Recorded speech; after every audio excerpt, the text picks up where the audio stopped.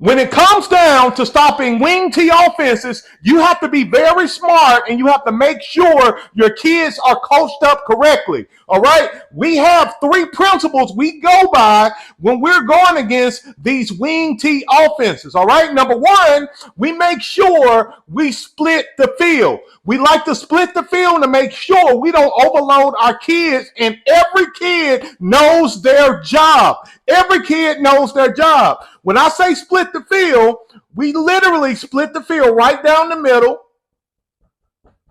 We got a read side, and then we have a backside, or what we like to call an away side, all right? So the read side understands their assignment is to stop anything that comes their way, all right?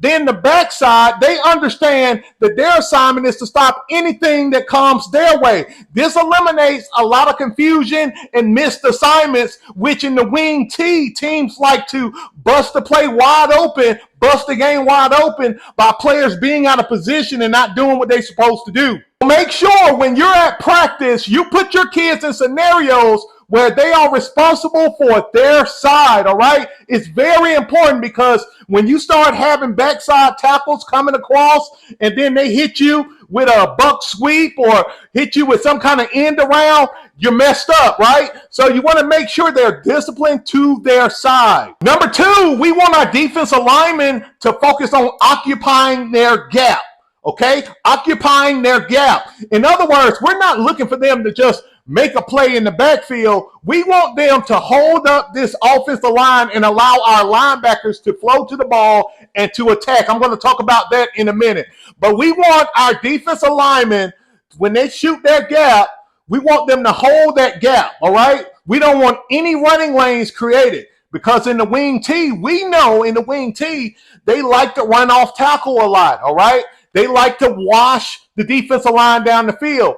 Our job is to occupy those gaps and create clutter, so it creates confusion with the running backs, with the quarterback, with the fullback, and the wingback. So literally, we want our defensive line to be extremely stubborn, okay? Very stubborn at the point of attack. We want them to occupy these gaps. Occupy these gaps, because what a lot of wing T offenses like to do, they just like to down block. They like to down block. They like to go to the second level. And if we can get them off of their assignment, right? If we can get them off of their assignment, this is going to allow our linebackers to flow to the ball and stop their ball carrier. So our linebackers' job is to do this: read, flow, and attack. Read, flow, and attack.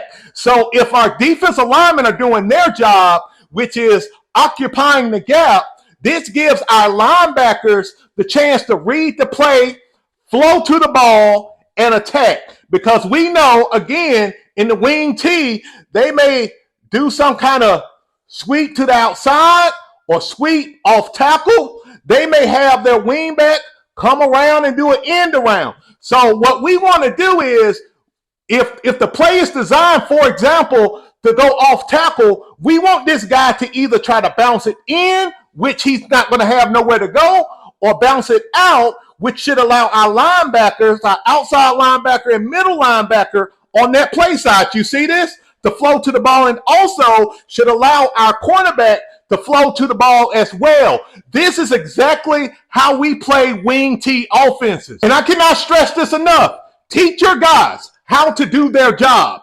They don't need to be a playmaker against a wing T. If they try to be a playmaker and get out of position, they're going to get beat. They're going to get burned in the wing T. It's important for each kid to know their job, know their assignment, and allow your linebackers and your secondary to eat, all right?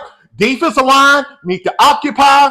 The linebackers and the cornerbacks, they need to read, flow, and attack. Read, flow, and attack. This way, they're able to eat. They're able to eat, and that's what you want. You want your guys in the 4-4 Reaper defense to be able to flow to the ball, to eat. So instead of these guys hurting you for 5, 6, 7 yards, they're only getting maybe 1 yard to carry, 2 yards to carry at best. Remember, occupy the gaps. Teach them to occupy the gaps, your defensive linemen, and then have your linebackers, your corners to be able to flow to the ball and attack, and have your free safety protect the backside and cover one. It's that simple. Beast out.